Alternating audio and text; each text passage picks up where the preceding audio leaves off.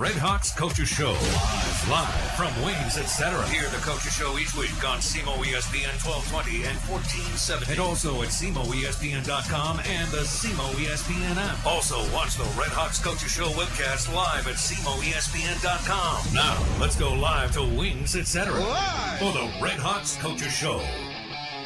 And we welcome you in live to the Red Hawks Coaches Show. We are in Jackson. We are at Wings, etc. restaurant, and you are invited to join us. We're going to be talking Red Hawks basketball. SEMO getting set to head out on a long road trip. They're going to fly out of St. Louis on Friday morning. They will fly to Charleston, South Carolina for a matchup with the highest scoring team in all of college basketball, the Citadel.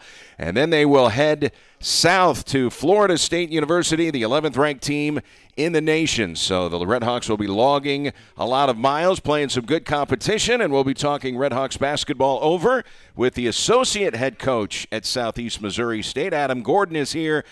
Sophomore forward Isaiah Gable is going to join us as well. So we've got a jam-packed show, and we invite you to sit in or join us right here at Wings, etc. in Jackson. When you walk in, instead of heading left to where all the televisions are, head right to the banquet room in the back, and that's where the Coaches Show is originating from today. And don't forget, food and drink specials throughout the week here at Wings, etc., including Mondays. Their award-winning jumbo wings, just 69 cents, and they have a full menu. If you want the wings, fabulous. If not, they have a full menu, freshly made burgers, wraps, subs, quesadillas, entree salads, their daily half-pound lunch specials as well. And if you'd like to try their appetizers, their ultimate nacho and their deep-fried pickle spears, tops on the list for the appetizers. Let's bring in the associate head coach at Southeast Missouri State. Adam Gordon is here. How are you, Coach? I'm great. How are you? Fabulous. Thanks for having me. Getting set to head out on the road here, but we want to talk about the SIU Carbondale game at the Show Me Center on Saturday night. First of all, how about the atmosphere there? First of all, the football team was there. The student section was as packed as it's been all year. They honored the football team at halftime. I know you guys were in the locker room, but it was a pretty nice college basketball atmosphere Saturday night, don't you think? It was a great atmosphere, and the Show Me Center is a great venue and gets so loud. There's such a big difference when that place is packed and the student section's full and there's an atmosphere.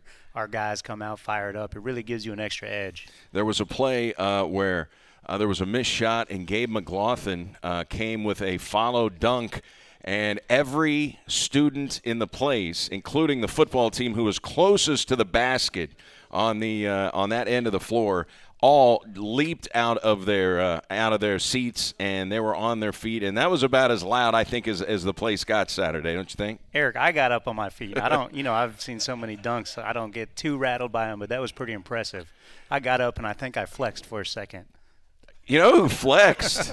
Mark Laros was the guy who was flexing. He flexed more than I think Gabe did. No, and they just showed it on the screen up here, but it was impressive. Gabe is a special athlete, and when he runs the floor like that, good things happen. You know, he's a guy that can really do a lot on the block, including play defense and rebound. But we've seen him step out and show us a little three-point touch. Yeah, he's really worked on that, and credit to our GA, Kevin, who's done a great job getting him in the gym. But he's worked on expanding his game, and he's been able to knock down a few. Let's talk about how the game transpired. Really good game in the first half. It's a 2-point game at halftime. The Salukis have the lead.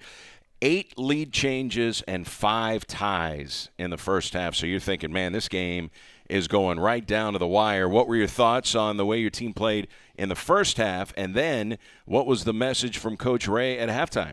Yeah, I thought we put together 20 really good minutes in the first half and went head-to-head with them and toe-to-toe. We came out with great energy and activity on the defensive end. We were able to control the glass and the paint a little bit, and we were able to hit some shots. We came out in the second half and didn't execute quite like we wanted to on the defensive end, and I thought that was the difference. In the second half, and Barry Hinson, the SIU head coach, kind of alluded to this in his post-game presser. You look at what SIU was trying to do in the first half, and they launched 15 three-pointers. Mm-hmm.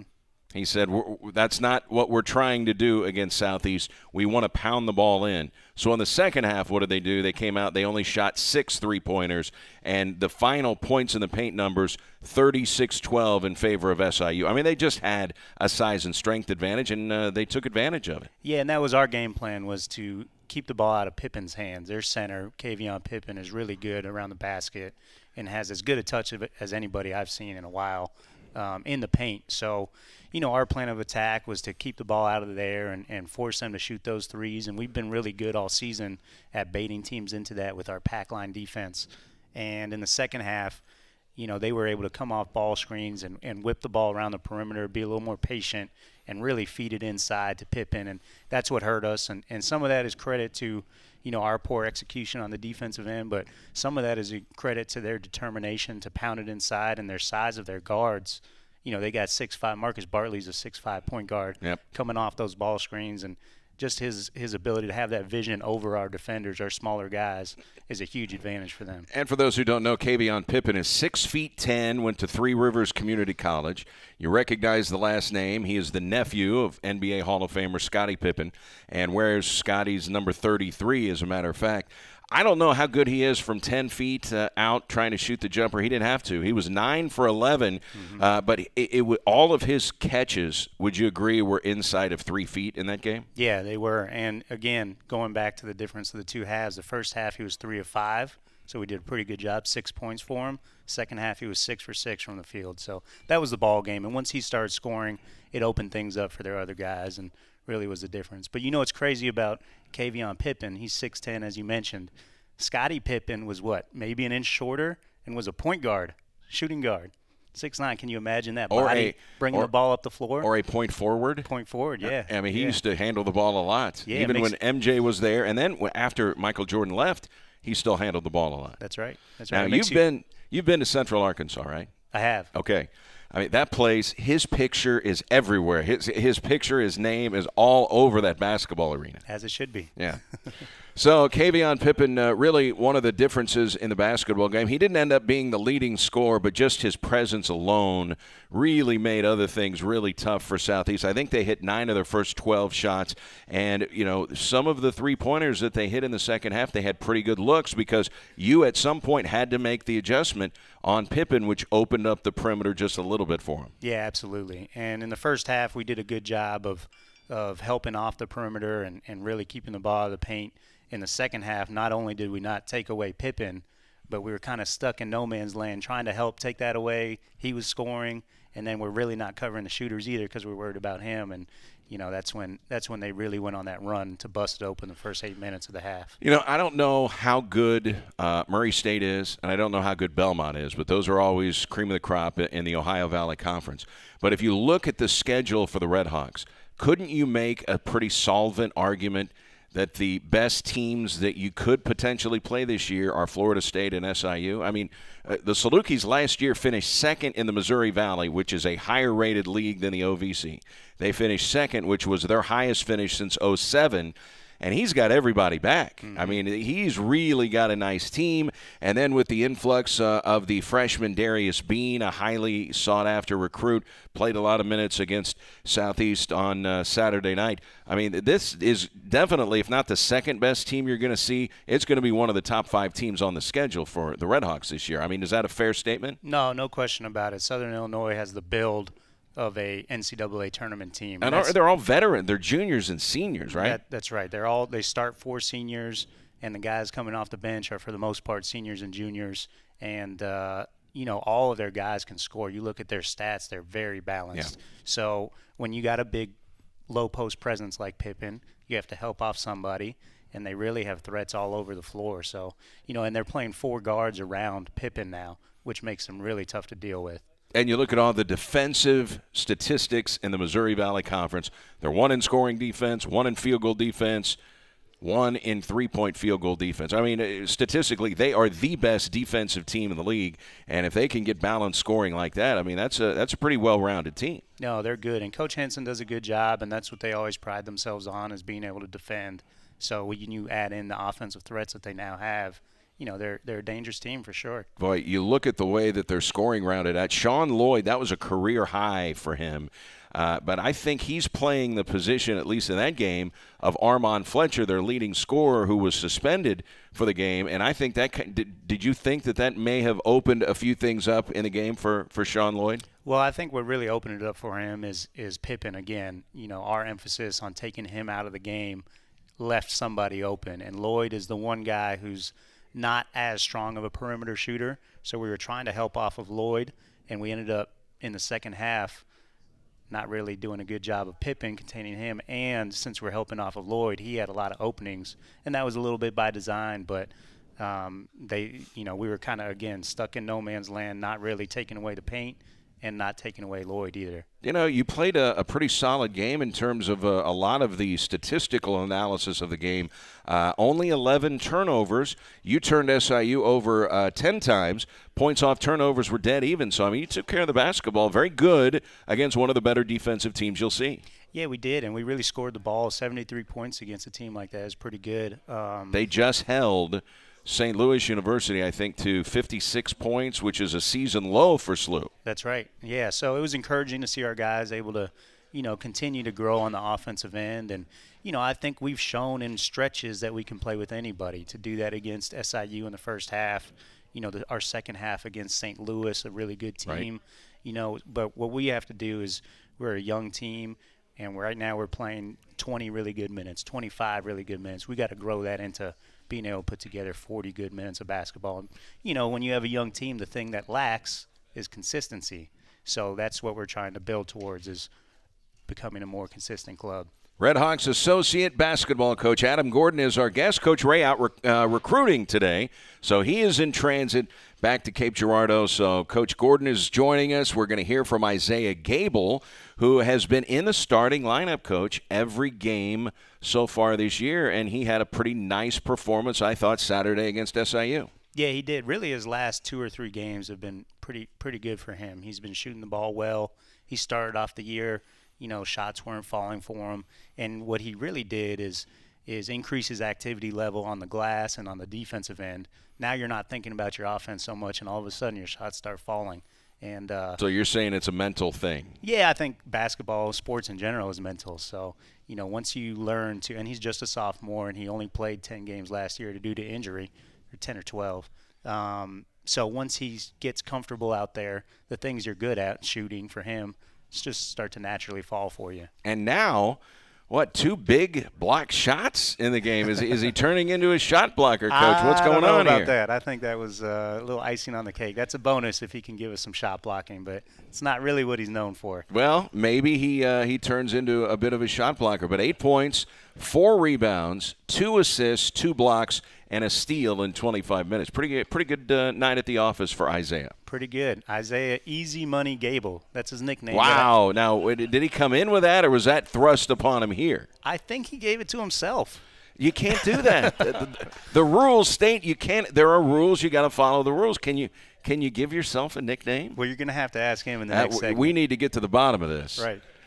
Easy Money. All right, Easy Money is going to join us in a little while here, and we are talking about the Redhawks game against SIU Carbondale, an 83-73 victory for the Salukis, who have now won 5 in a row.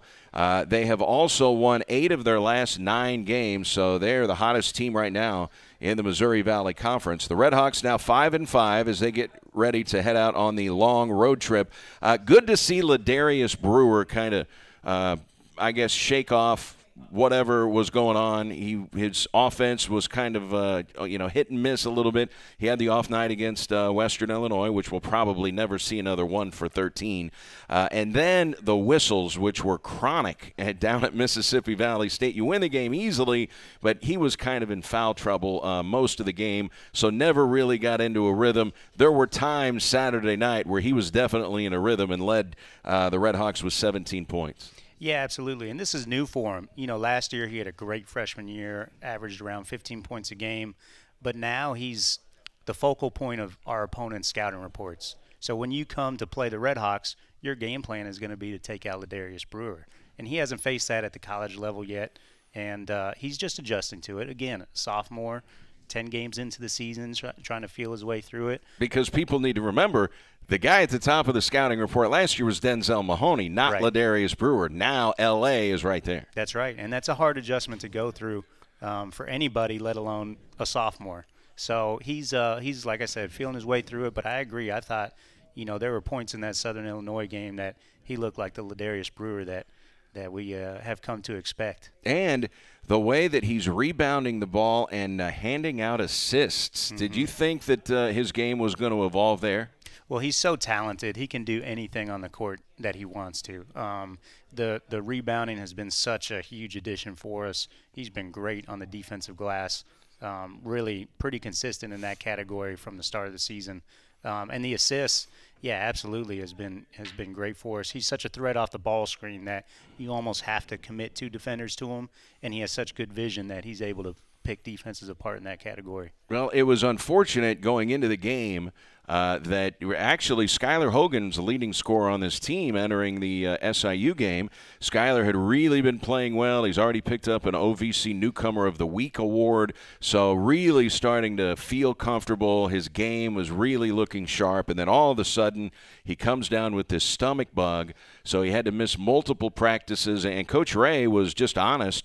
Before the game, he said, we really don't know. Skylar could get here to the Show Me Center tonight and might be able to give us a few minutes, or he might get here and he might throw up, and that's it. He's not going to be able to come in the game. I mean, that's basically what he said. They didn't know what to expect from Skylar Hogan, but he got there. He did give you 25 minutes and 14 points, but, he has really battled the stomach bug all week leading up to that game. Yeah, we hadn't seen him all week. We knew he was sick and battling that stomach virus, and so we didn't know if he was going to play or not. And you don't want him around the team in case it's contagious, and you got all kinds of guys with stomach bugs, right? Exactly. And I think he was in such bad shape. I don't even think it was close to him being able to make it the day before or that morning of. But he did show up. We got to the facility for the game, and he was in there shooting. I mean, he's one of the hardest working guys you'll ever come across.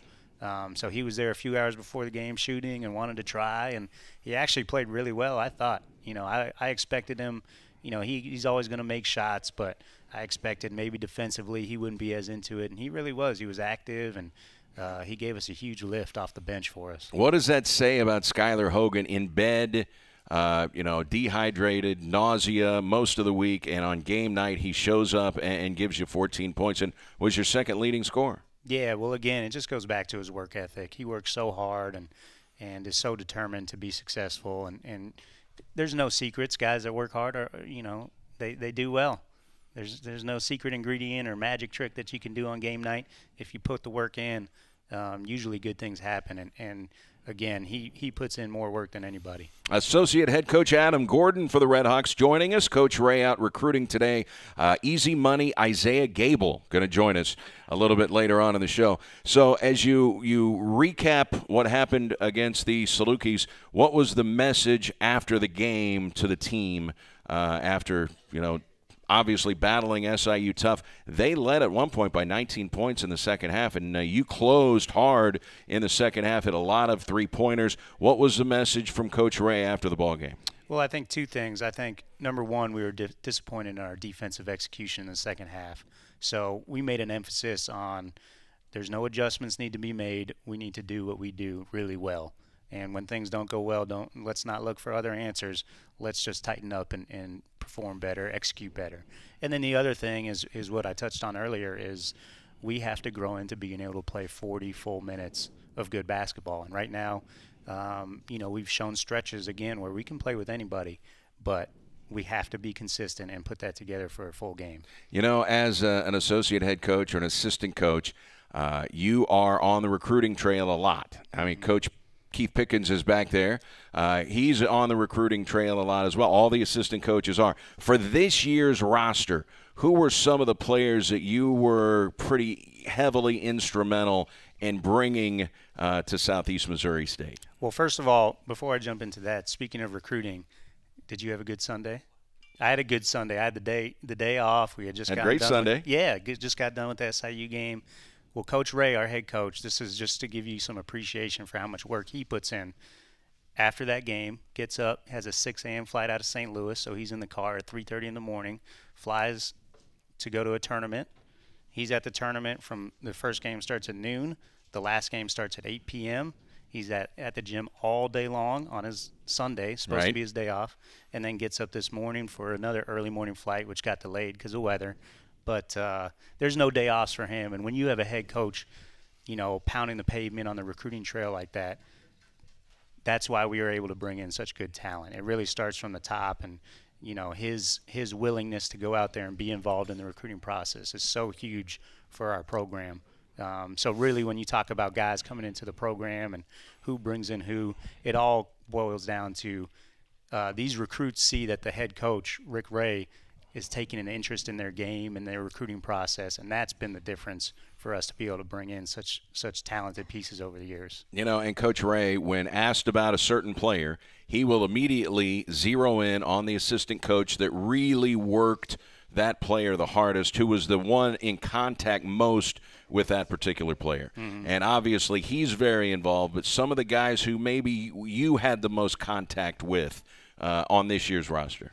Well, we all kind of recruit by committee, and we don't like to get into, I brought in this guy, he brought in that guy, but the guys we brought in, we feel really excited. I know I'm dodging your question. your coach speak is very good. You're excellent coach speak. Well, I'll get into some of the guys. All right. Coach Ray identified that he wants to improve our defensive rebounding and defensive presence in the paint. Okay. So the guys we were able to identify in that category, Sage Tolbert, Gabe McLaughlin, have really come in and done a nice job with that. And then we were able to add some pretty dynamic guards with Alex Caldwell. Oscar Cal hasn't shown a whole lot on the court yet, but really good player and will be a really good player for us. So who did I leave out? Did I leave out anyone, Coach? I think that's – You're talking about the young guys, Nigel Russell? Well, Nigel was here the previous year and redshirted for us, so he was – yes, he's a freshman, and Khalil Cuffey, same thing, but they were here the year before, and those guys are two strong wings that are really going to be able to help us and have helped us. Alex Caldwell, tell us, fans have seen him. They can see, man, the guy's a blur out there. I mean, he plays with a ton of confidence. He can rise up and hit a shot. He can take the ball to the basket. Tell us about the recruiting of Alex Caldwell and what you have seen for him since he stepped on campus to here we are 10 games into his Division I career. Okay, I'm gonna go back to your last question and give you a direct answer on this one. Nick Legrune did a great job recruiting Alex Caldwell. They're both from South Carolina, and Alex was one of these guys that, for whatever reason, went a little under-recruited. We all watched him on the AAU circuit playing out there with a high-level team. So 4A Player of the Year in a state like South Carolina, and you thought he was under-recruited? He was, and he played on a high – sometimes guys like that, from a rural area maybe play on a small AAU team that doesn't get the exposure. He played at a really high level on one of the biggest circuits out there and was seen by everybody, but didn't have a whole lot of recruiting attention. And Coach Legrune did a great job jumping all in on him, and Coach Ray was all in on him. And do you think it was his size? I mean, he's 6 feet 170. Does that play a major factor? Yeah, I think so, and I think 6 feet is generous. But okay. Yeah, I think that certainly plays a factor to it. But he's so athletic and he's so competitive. He plays so hard all the time that when you have guys like that, they're just winners. And you add in the athleticism, you add in that he can shoot. What else do you want from a guy? Yeah, it'd be nice if he was 6'2", but who cares? If he wins ball games for you, that's what you want. If he can play, right? That's right. He can play. Alex Caldwell in the game finishes with 3 3-pointers, 9 points, 4 rebounds. He also had 2 assists and only played 15 minutes, so 9 points in 15 minutes. I mean, he can really come off the bench and give you energy and offense right away, can he? He's a spark. And he was battling foul trouble in the first half. I thought he really came in and gave us a great presence off the bench and wish he could have played a little bit more in the first half, but picked up a couple fouls from probably just being a little over-aggressive. And so that kind of contributed to his only 15 minutes. But, yeah, he helps us when he's out there, and he is a spark plug for sure. Adam Gordon, Associate Red Hawks basketball coach, joining us here on the Red Hawks Coaches Show. Coach Ray on the recruiting trail, headed back home. You heard he was at a tournament yesterday. All right, now you're from California. I am. Tell us where. Just outside of Los Angeles. Grew up in Westlake Village, which is about. So you're Beverly Hills. You're Hollywood. Well, I'm about like 35, 40 minutes north of L.A., so really the suburbs. Not quite Beverly Hills, but yeah, it's beautiful out there. And actually, the area I'm from was the areas that really got affected by the fires just recently. So, but fortunately, all my family's safe and all that, and no damage. So tell us about when you became enamored with the game of basketball. Oh, ever since I was a kid. I mean, I remember, Saturday mornings, instead of cartoons, I'd have like NBA games on all day, starting with the East Coast games. What did your parents think about that? They were good. They've always been so supportive of my interests and now my career. But yeah, I fell in love with the game at an early age, and I think around the time I was 15 is when I really went all in on coaching being what I wanted to do and playing. So how did you meet up with Coach Ray? Was that at Clemson? That was at Clemson, yeah. After college, I coached a couple years at a junior college in Florida, and so you've been to the two in terms of nice weather, California, Florida. I mean, it's pretty good states in terms of quality of life. Yes, that was by design. All right. But was able to get the Clemson GA spot after a couple years of junior college coaching. And those are competitive. I mean, this is an ACC program. I mean, those are competitive spots to get, right? They're hard jobs to get, yeah. And I was really fortunate and worked for some great people that helped me along the way and connect me, with certain people in certain places. But yeah, was at Clemson, worked for Oliver Purnell. And when he left for DePaul, Brad Brownell came in, who's the current Clemson head coach, and Rick Ray was his associate head coach. So that's where we met. I stayed on with that staff. And oftentimes, any member of the previous staff, GA or not, that doesn't mean that they're going to stay on with a new head coach, right? That's right. I kind of just stayed, and I think it was one of those deals where they're like, is he on our staff? Is he not? Should we fire him? Should we let him? And I just stuck around until they told me to leave, which they never did, fortunately. So yeah, it worked out great. All right. So then you develop a relationship with Coach Ray, and he moves on to be the head coach at Mississippi State. And he says, Coach, are you coming with me? Yeah. And I said, yes. Yes, I am. What was that like? It was awesome. It was great. That was his first head coaching job, and it was at Mississippi State in the SEC. That's unheard of for, a no-name – I say no-name assistant coach. It's not like he was at Michigan State or Duke. He was relatively unknown in the coaching profession and the basketball world, and gets his first head coaching job in the SEC, which is fantastic. And I was so excited to be a part of his journey there. So it was a lot of fun and a lot of learning lessons along the way. But it was great. It was great. It was probably pretty cool for you, being a Los Angeles, California native. Now you're in Starkville, Mississippi. Very similar. Very similar. Oh. It was staggering, the similarities. It was a little culture for those shock. who don't know, Cape is bigger than Starkville, Mississippi. Oh, way bigger. Yeah. At least 2 times bigger. Yeah. So there was a little culture shock, and the pace of life was a little different from L.A. to Starkville, Mississippi. But it was great. The fun thing about it is those small towns, they're all about their program. So in Starkville, Mississippi, they eat, sleep, and breathe Mississippi State athletics. So that was fun to be a part of that. We're going to talk more with Coach Adam Gordon, associate head coach for the Red Hawks, after we take this time out. Stay tuned. Easy money. Isaiah Gable gonna join us a little bit later. He has just walked in. I think he is getting his order in here at Wings, etc. You've still got time to get here and get your order in and join us for lunch. We're in the Jackson location, Wings, etc. More with Coach Adam Gordon when we come back on SEMO ESPN. Medicap Pharmacy has exciting news for ED patients. Viagra 100 milligram generic is finally here, and with a huge cost savings. Get it today for as low as $5 a tablet at Medicap Pharmacy. You heard right. Viagra 100 milligram generic is as low as $5 a tablet. Here's pharmacist Loretta Lentz to tell you more. If you get a prescription from your doctor's office, they can call it in to us, they can fax it to us, and then from there we can easily fill it. We can ship it to you for no charge, or you can come by and pick it up at our local stores. Now that's easy. A prescription from your doctor is required, and we offer free discreet mailing. Call Medicap Pharmacy, 573-335-1002.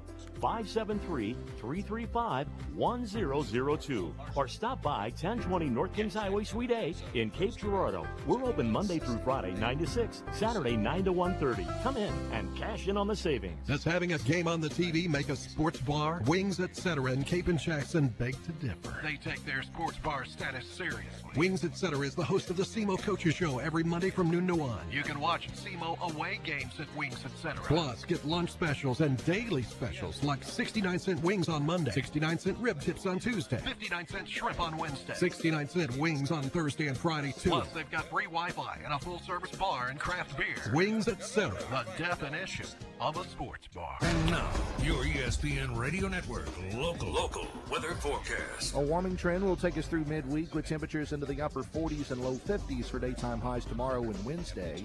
Partly cloudy here today at 42, clear tonight 22. Sunshine tomorrow with a high 48. Mix of clouds and sunshine on Wednesday up to 50. Rain returns Thursday. Richard DeWettig, Get the Weather Channel. You're up to date with the latest Talk weather about me, forecast Rich. right here on the ESPN Radio Network. This is Mike Golick for the best in local sports talk and play-by-play. It's SEMO ESPN.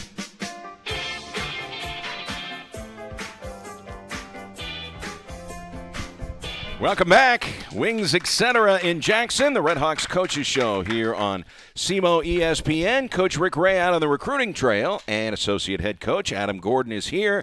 Isaiah Gable is going to join us in just a few minutes. Have two really nice games in a row for Isaiah, who has now turned into a shot blocker, apparently. We'll talk to him about his shot blocking prowess.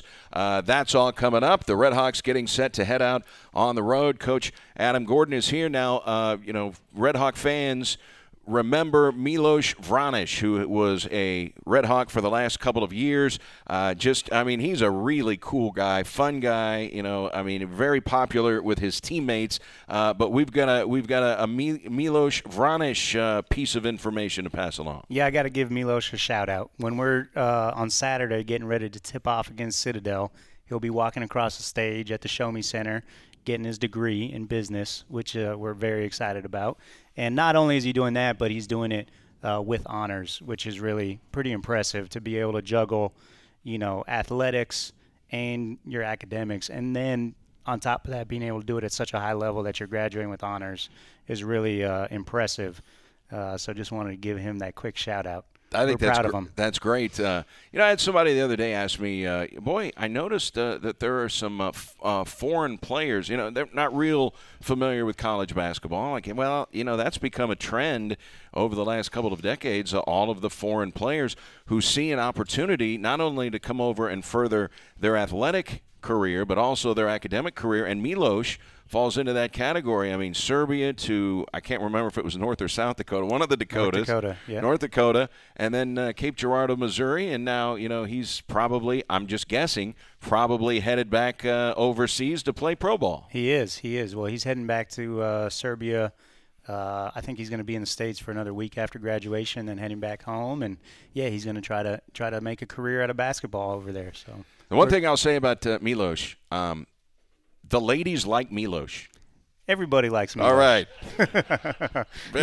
I've never seen somebody – he's got so much stuff going on. He's got 2 jobs. He's got jobs on campus. He's got more of a social life than anybody, and juggling the athletics and the academics. It's impressive to watch. I wish I had that much energy. Great guy. We wish him the best of luck in his endeavors as a professional basketball player. And now, when the basketball is over, he has a degree from Southeast Missouri State University. Pretty cool. Absolutely. That's what it's all about. All right. As you get ready to head out on the road, going to be heading to the Citadel. Now, some people are like, what about the Citadel? Well, they're in Charleston, South Carolina. And right now they are 7-2. Now, they have not been much of a factor in the Southern Conference. I think the last 4 years there are 10 teams that play in the Southern Conference. The last 4 or 5 years they have finished 8th or lower, never higher than 8th. So it has been a struggle. But, man, this year they've gotten out of the gates quickly, Coach. They're 7-2. They're the highest scoring team in college basketball. They are averaging 103 points per game. Now, they haven't been playing Murderers Row. I'm not saying that they just scored 100 points against Clemson. But you look at some of the teams that they have played so far this year, some non-Division ones, but some Division ones. I think the most impressive win on their schedule so far is a win at South Florida, 84-81. But they lead the nation in made three-point baskets. This is a team that wants to get up and down the floor and bomb, right? Yeah, absolutely. And this is not your typical Citadel team. These guys are really good. Coach Balcom, I think this is his third year. I could be mistaken. But he came from fourth year. He came from VMI. And when he was at VMI, he was a head coach there for a long time.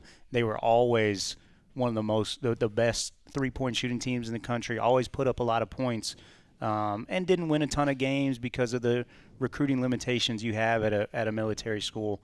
Well, now he's really built Citadel up. He took the same philosophy. They're always high-powered offense, but they've loaded up with some transfers, which is unusual for Citadel, and those guys have really, really helped them, and they're really good. And this guy, Matt Frierson, 46 three-pointers in 9 games, leads the nation in made three-point baskets, or three-point baskets per game. 46 made threes in 9 games. I mean, that's a lot of three-pointers. And shooting them at 47%. Yeah, so it's not just by volume. He's shooting them by volume and accuracy. That's right. That's right. So the way that they play, they're gonna jack threes left and right, and they got guys who can really shoot it. And then defensively, they're going to press. They're going to trap. They're okay giving up 2-pointers. It's a little unique. They're giving up their 2-point field goal percentage defense. Teams are shooting 56% against them, which is a lot. Yes. But they defend the 3-point ball. So their philosophy is we're going to make more threes. You can take all the twos you want, and we're going to see who wins. The math works with that philosophy, though. It does, yeah. Well, if you got guys that can make them, yeah. Which they do. Apparently they do. And what I think is interesting, their leading scorer is Lou Stallworth. He's a guy that doesn't shoot the three, their point guard, but he is their leading scorer at 17 points per game. Coach gets to the free throw line. He's already shot 42 free throws and has 63 assists in 9 games. So a scoring point guard that is, I think, tops in their conference in assists, and he gets to the free throw line. Yeah, that's right. And actually, we played, fun fact for you guys, he was at the Show Me Center 2 years ago playing for Texas Rio Grande Valley and was a really good player for them.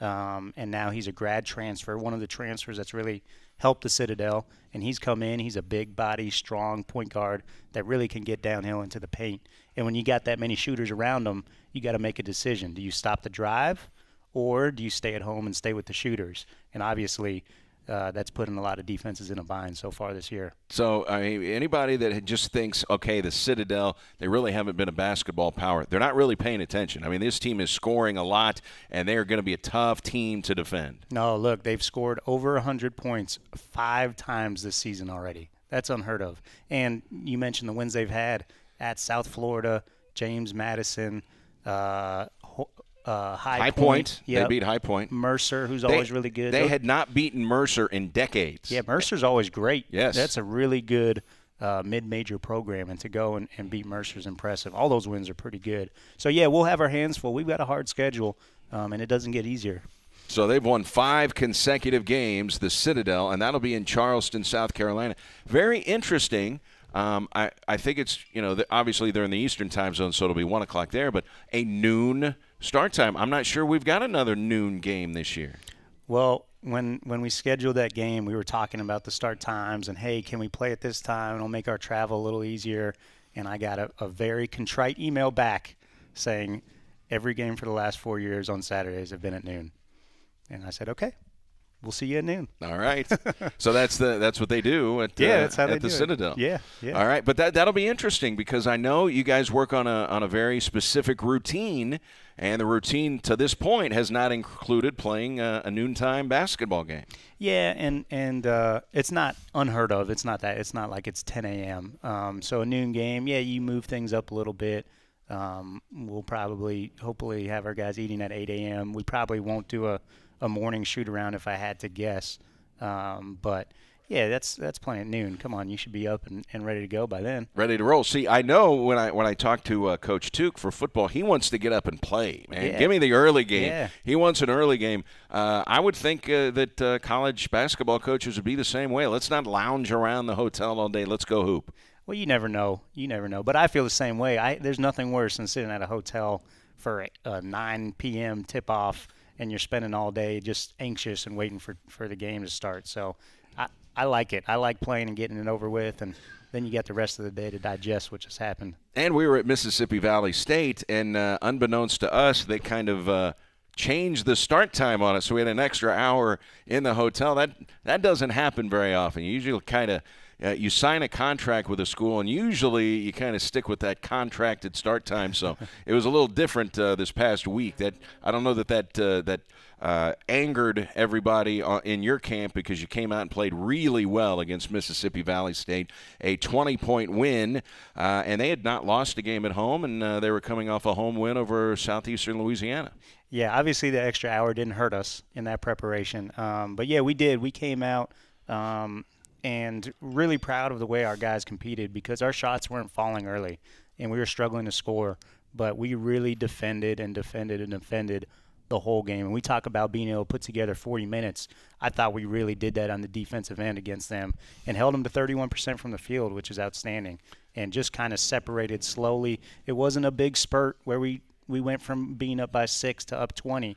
It was a slow, steady, gradual increase of the lead and controlling of the game. And what I thought was also really interesting is the way your team was, this young team, because 5 freshmen are logging minutes for this ball club, but this young, inexperienced team, I thought it was really interesting to see how they responded to a road game where every whistle goes for the home team. Mm-hmm. Every whistle goes against this young team. At one point, the fouls are 10-2. Ladarius Brewer, and he's one of the reasons you played in Mississippi, to get him back to his home state. Family and friends can come. He's on the bench early in foul trouble. And all of a sudden, the game finished 26 fouls against you, 9 for Mississippi Valley State. But, young teams could really lose their composure there. Guys are in foul trouble, and now you're shuffling lineups. How is everybody going to respond? Oh, no, the refs are against us. Man, I thought they responded outstanding, because sometimes that can get in the head of young players, right? Yeah, absolutely. And we talked about it before we played. You go on the road, you're not going to get whistles. And specifically that game, we had tried to prepare our guys for that. But the thing I'm most proud of our team for, is that they have really stuck together no matter what situation we've thrown them in, against what team. Even when things aren't going good, you see those guys continue to fight, stay together the whole time. And again, that's hard for any team to do, let alone a team full of young guys. So as you get ready to head to the Citadel, we have documented how high scoring they are. And then you will head down to Tallahassee, Florida, to play the Florida State Seminoles. I don't know when the new poll comes out. Last week they were ranked 11th in the nation. This is a team that has been making deep tournament runs in the NCAA tournament, and this is obviously going to be the best team that you've played all season long. Very well coached, and they are going to have a big size advantage when you get down there. Actually, they're really small this year. They only have 1 7-footer. Only one. They usually have 4 on their roster at all times, but only 1 7-footer. He's 7'3". Everyone else, pretty much everyone else on their roster is 6'10", I think. No, they're big. They're athletic. They're long. They're a good team. They're trying to be poised for a Final Four run. But you want to test yourself against the best in the country. You don't want to do it every game, right? But it's good to do that. Good to go against guys like that and see where you measure up against the best.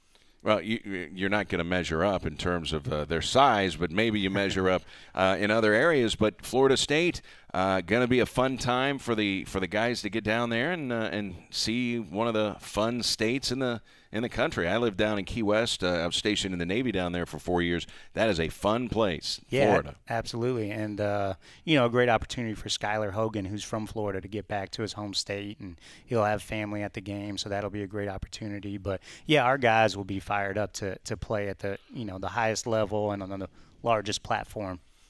So that will be on Monday. That's going to be a Monday night game at 6 o'clock.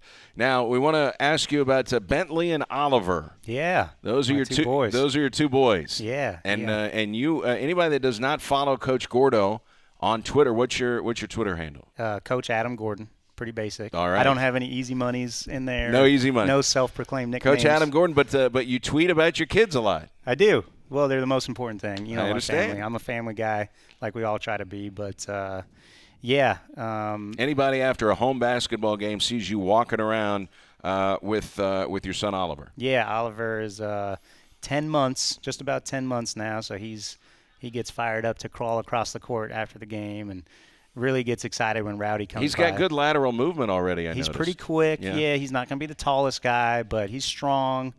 He's vocal, very vocal. So, yeah, no, but we have fun. Here's the thing that might be an upset. He's not frightened by Rowdy. No, he loves Rowdy. That's what I mean. I'm telling you, there are children who are frightened of that bird. In fact, I got a message for Rowdy. Rowdy walked by Oliver last game, according to my wife, and didn't stop and say hello. Big timed him. Yeah, what's going on, Rowdy? Do we need to work something? Did I do something? Was it something I said? Oliver was really disappointed that he didn't get his one-on-one time with him. But especially because it was only a 2-point game at halftime. I know. Yeah. I know. What's wrong? I must have did something to Rowdy. So whatever I can do to make it right, let's make it happen. All right. Isaiah Gable is going to join us here in a couple of minutes, Coach. So tell us a little bit about the recruitment of Isaiah Gable and what it was like. Now, we'll ask him, but, what you saw from him when he had to battle adversity like he did last year. He missed 16 games with that broken right foot. Tell us a little bit more about Isaiah Gable.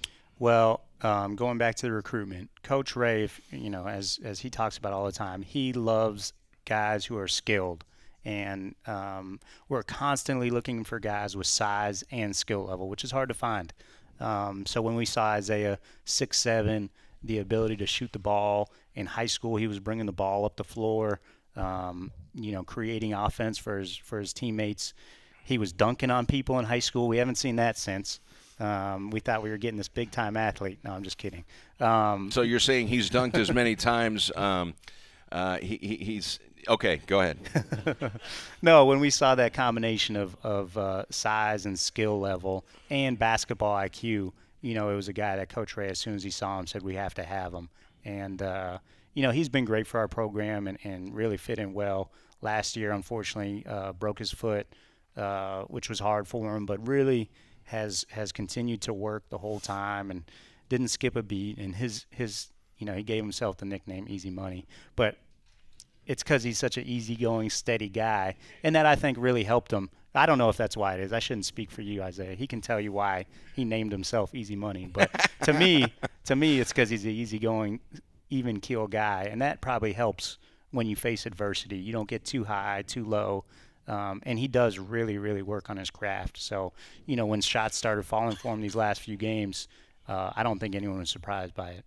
The New England Patriots lost that game yesterday. The owner of Wings Etc., Joe Hobbs, he did not see the last couple of minutes of the game. Did you see what happened at the end of that game? Well, I saw that the Patriots lost again to Miami. And Joe, I see now, Joe is not happy in the back of the restaurant. That normal smile. No, it's a shaking of the head, and he's in the smartphone now after the Patriots reference. All right, we're going to fly out Friday, and just for those who don't know, that's always a challenging thing to take a travel party the size of a Division I basketball team. Not only the players, the coaches, the managers, the training staff, the sports information director, the clunky radio guy. You got a lot of people that are on this traveling party, and you got to make it run smooth through some of these airports. It's not like the football team who chartered out to Utah. It's a big endeavor to travel a Division I basketball team. It is a logistical nightmare. And fortunately, we got a great support staff. Al Myers is our director of operations. So while I'm sleeping on the bus, he will be stressing out trying to get 30 guys through security. So, yeah, it's not a fun job, but he does a great job keeping things running smoothly. All right, nice work. Thanks for stepping in for Coach Ray today, and we'll see you Friday as we head to Lambert Hooterville Airport. Appreciate it. Thanks, Eric. All right, that's Coach Adam Gordon. Appreciate his time, and we are going to hear from Easy Money. Isaiah Gable going to join us when we come back here on SEMO ESPN. It's the Red Hawks Coaches Show from Wings Etc. in Jackson. Sky with this week's River Radio Deals half-price deal of the week. We've got a 6-month membership to EBOMD in Cape Girardeau. That membership will get you health care like you've never had it before. $474 price tag. You get it for half price, $237. It goes on sale this Thursday morning, 10 a.m. online at riverradiodeals.com. That's riverradiodeals.com.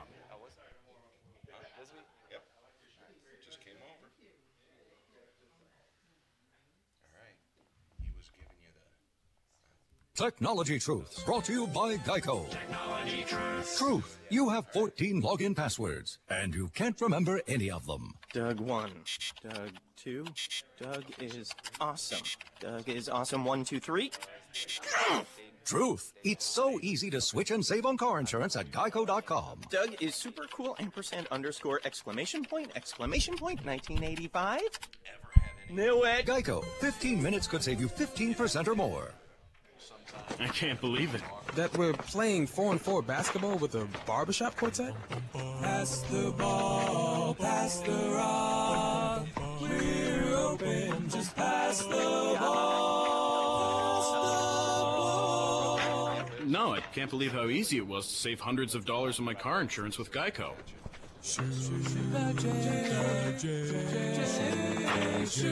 Believe it, Geico could save you 15% or more on car insurance. And now, your ESPN Radio Network local weather forecast. A warming trend will take us through midweek with temperatures into the upper 40s and low 50s for daytime highs tomorrow and Wednesday. Partly cloudy here today at 42, clear tonight 22. Sunshine tomorrow with a high 48. Mix of clouds and sunshine on Wednesday up to 50. Rain returns Thursday. Richard Duettick at the Weather Channel. You're up to date with the latest weather forecast right here on the ESPN Radio Network. This is Mike Greenberg for the best in local sports talk and play-by-play. It's SEMO ESPN.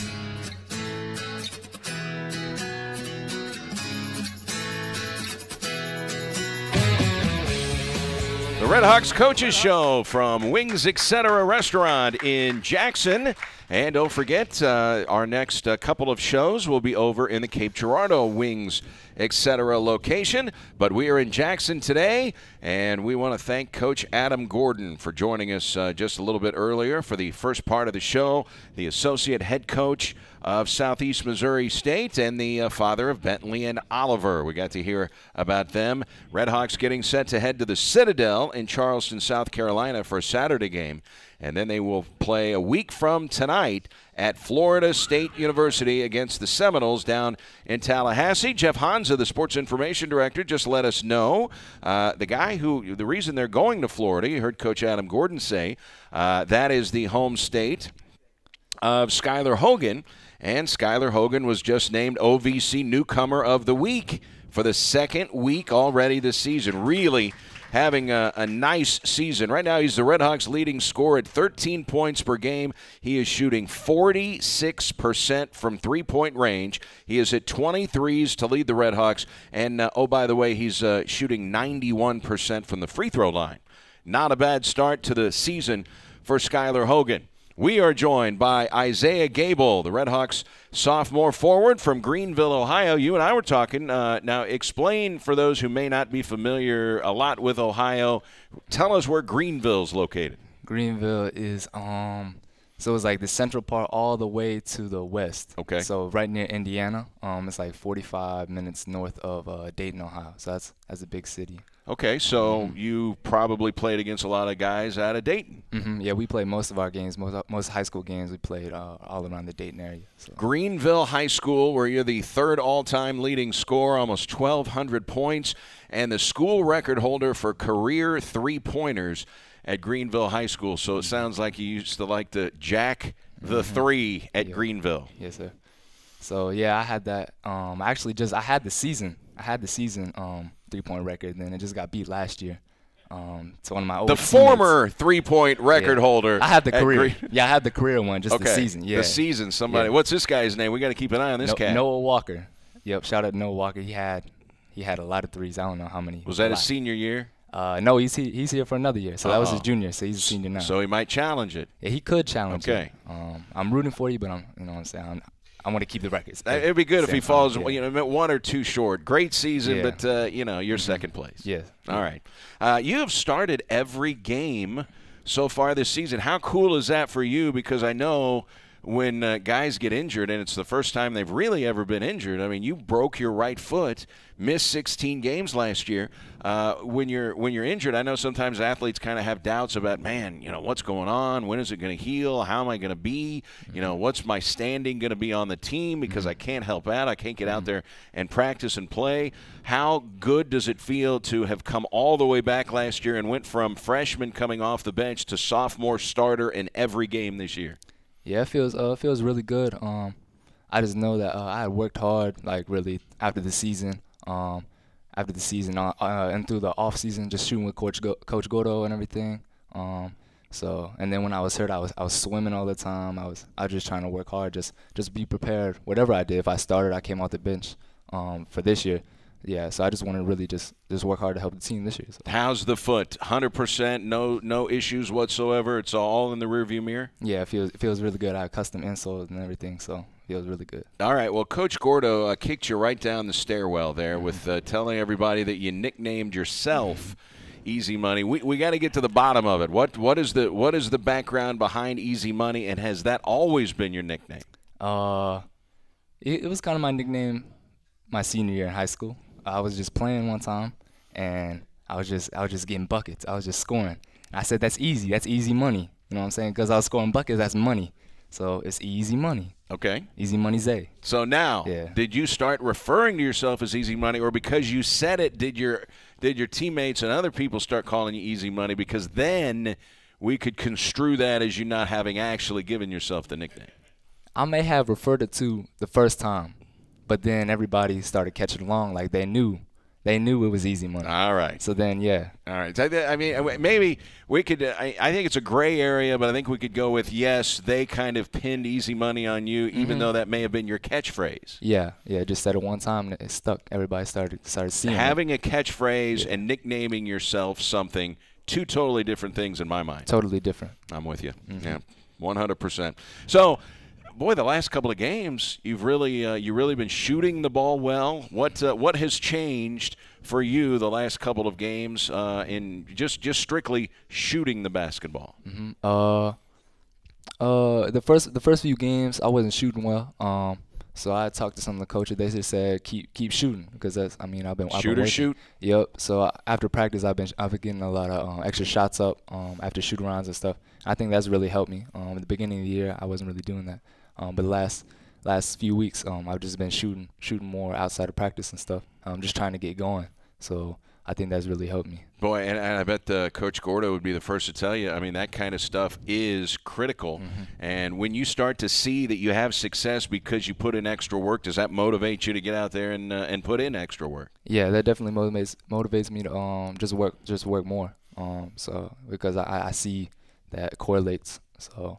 Yeah, I'll definitely keep shooting after practice and stuff. And, you know, you heard Coach Gordon talk about the work ethic of Skylar Hogan and how many shots that guy puts up. What's it like to watch that guy, and does that kind of inspire you? Hey, man, I need to get out there. I got to keep up with Skylar Hogan. Yeah, I've never really seen anybody shoot as much and just shoot as much in the gym as him. So every time I'm in there, really, he's getting up shots. So I don't think I'll ever really catch him. But yeah, it definitely motivates me because I see him and I just feel like I need to shoot too. So, yeah, he's definitely a big motivation. Well, you've been a tremendous three-point shooter. Obviously, your high school career, you shot it well, especially when you came, before you hurt the foot last year. You're really shooting the three-point basket well. All of a sudden, we're starting to see you become a factor rebounding the basketball, and apparently you're a block shot guy now after the 2 blocks on Saturday. Yeah, coaches just told me I need to help defensively rebound the ball specifically. So that I'm stepping into a bigger role this year, specifically rebounding with Carpenter, Mahoney leaving, and Milosh. So we need more rebounds. And last game I got a couple blocks. Adrenaline was going, so I got up a little bit. Yeah. Well, is that something though? I mean, you have a little success in that aspect of the game to where you think, hey, I might be able to contribute a block or 2 a game.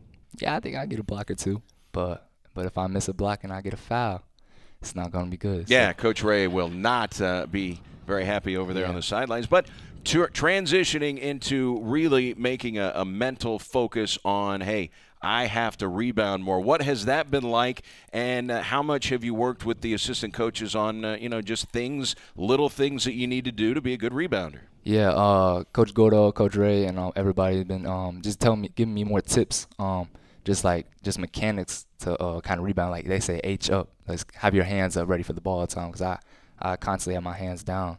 So like you're carrying suitcases, so no suitcases, right? Yeah, so just keep them up. So yeah, Coach Ray, Coach Gordo, and everybody just been really on me about that, and I think it's helped me a little bit this year. So Coach Gordo, the guy that really gets out there and helps you when you're putting shots up, what does Coach Gordo's shot look like? Now, be honest. Coach Gordo. Yeah. He has a great mid range. He's the best mid range shooter I've ever seen, probably. Best spot up mid range. I don't know about 3-pointers. So you're talking about 5 feet in, is what you're saying? Not 5 feet. 10 feet in. I seen him make 9, 10 in a row. Every before we work out, every single time we get him 10 shots in a row. So he has to hit 10. Yeah, I've seen him hit 9, 10 in a row. So very nice.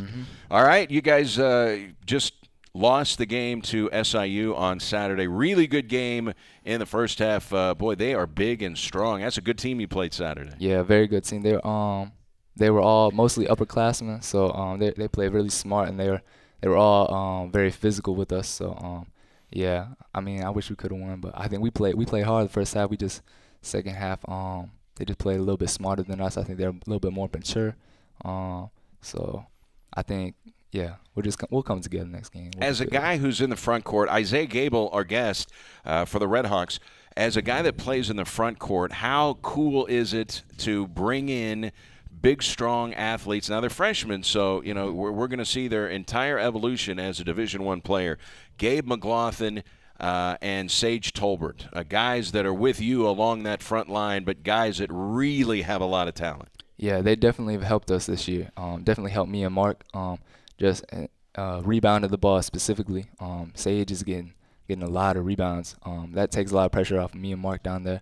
So that means I can box out. I know sometimes he can go get it. So then Gabe as well. Gabe's super athletic. Go up and get a lot of rebounds. Get a lot of offensive rebounds, put back dunks. So yeah, they definitely helped us in the paint, just affecting shots and getting a lot of rebounds for us. So. Now, Coach Gordo didn't come out and say it black and white, but he kind of intimated that maybe you can't dunk. Do you have anything to say about that? Oh, I can definitely dunk. Hopefully this year I'll get a few. All right, I'm waiting for it. All right. Now with the putback dunk by Gabe McLaughlin, you guys check out the highlight on that? Yes, I've watched it 10 to 12 times already. What I want to know. Rate the flex by Mark Laros on the play. He did not. He did not. You would think that he's the guy that got the dunk. Yeah. But how about the complete flex by Laros? Has anyone talked to him about this? I have not talked to him yet, but yeah, I see it right here. There it is. Yeah, but yeah, you can definitely tell he's been working in the weight room the last off seasons. Yeah, but he always brings us juice, brings us energy. Every single practice, every day. So, yeah, he's a big part of everything. He probably hates having to wear that face mask, right? Oh, yeah, he definitely hates that. He said, mate, I hate this, matey. That's what he said every time, but, yeah. How much does he talk about his new puppy? Oh, all the time. I actually take him and his dog, Jack. That's a puppy. He talks about it all the time, but I take him to the dog park. Not anymore since it got cold, but I take him to the dog park all the time. So Jack is the name of the the puppy. Jack. All right, good to know. And we'll have Mark on the show. He is a fun guy to be around. Okay, your thoughts on? Well, we're going to fly to 2 different cities to play games in the next week. Yeah, I'm looking forward to it. We leave Friday, so yeah, I'm definitely looking forward to it. That's 2 big games coming up. We need to get these couple wins before we go into the Christmas break. Get us a little momentum. So. Yeah, I'm very excited to go down there and play. How was your Thanksgiving? Did you get to go back to Ohio? I did. I got to go home for a few days. Yeah, it was good to see everybody, see my family, see my old coaches and everything. So it was really nice. And you got a nice little break over Christmas. Going to be able to go back home? Oh yeah, I'll be home.